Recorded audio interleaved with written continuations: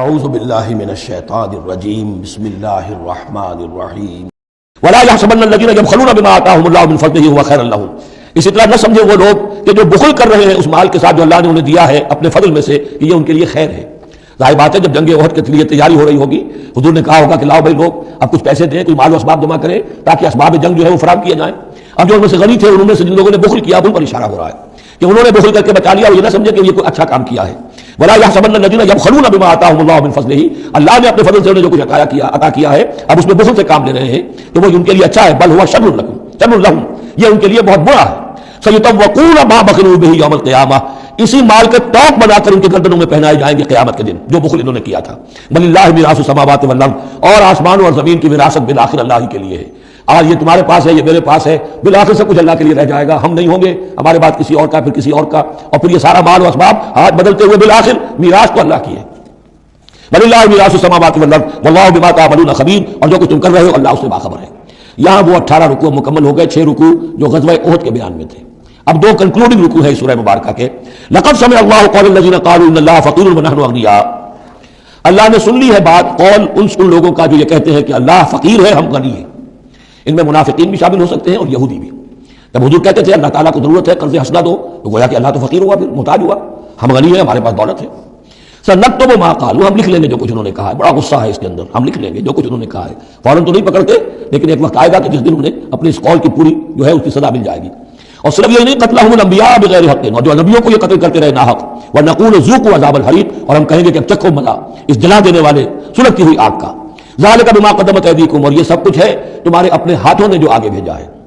وان اللہ لیس بظلام للعبید، اور اللہ تو اپنے بندوں کے حق میں ہرگز ظالم نہیں ہے۔ الذین قالوا ان اللہ عہد الینا، یہ گویا کہ پھر یہود کی طرف رخ ہو گیا ہے جیسا کہ اس رکوع میں پہلے تھا، اس رکوع میں 19ویں میں جو لوگ یہ کہتے ہیں کہ اللہ نے ہم سے ایک عہد لے لیا تھا، اللہ نؤمن لرسول حتی یاتینا بقربان تاکلہ النار، کہ ہم کسی رسول پر ایمان نہ لائیں جب تک کہ وہ ایسی قربانی پیش نہ کرے جسے آگ کھا جائے۔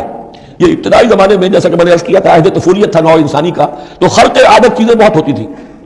ان میں سے ایک بات یہ بھی تھی یہود کے ہاں ابتدائی دور میں کہ اگر کوئی شخص قربانی پیش کرتا ہے اللہ کی جناب میں، کوئی بچڑا اس نے ذبح کیا، پیش کر دیا، اللہ کے لیے صدقہ کیا، نذر کیا ہے، تو آسمان پر سے ایک آگ اترتی تھی جو اسے بھسم کر دیتی تھی۔ یہ علامت ہوتی ہے اس کی کہ یہ قربانی قبول ہو گئی۔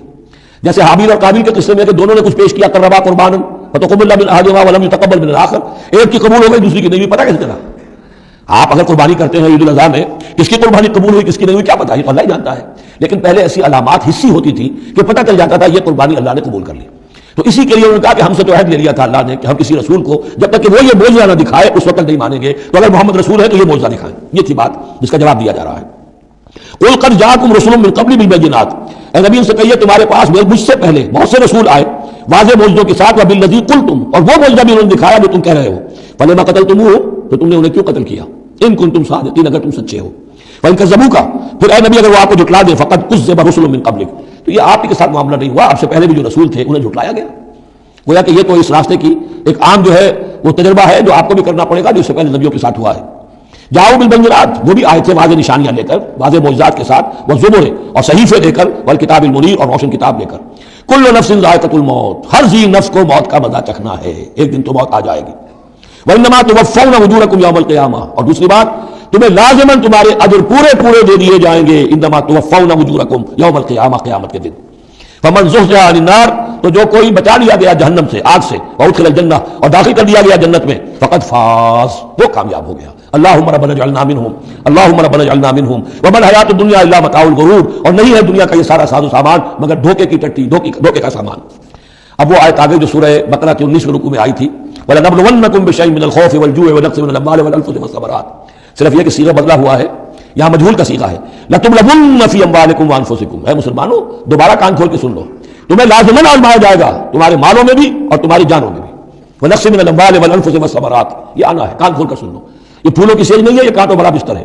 جنت لینی ہے تو یہ نہیں ٹھنڈے ٹھنڈے اور بغیر تکلیفیں اٹھائے تمہیں جنت مل جائے گی۔ ام حسبتم ان تدخلوا الجنہ وَلَتَسْمَعُنَّ مِنَ الَّذِينَ أُوتُوا الْكِتَابَ مِن قَبْلِكُمْ وَمِنَ الَّذِينَ أَشْرَكُوا أَذًى كَثِيرًا، اور تمہیں لازماً سننی پڑے گی ان لوگوں سے بھی کہ جنہیں تم سے پہلے کتاب دی گئی تھی، اور ان مشرکین سے بھی اذًا کثیرا، بڑی تکلیف دہ باتیں سننی پڑیں گی۔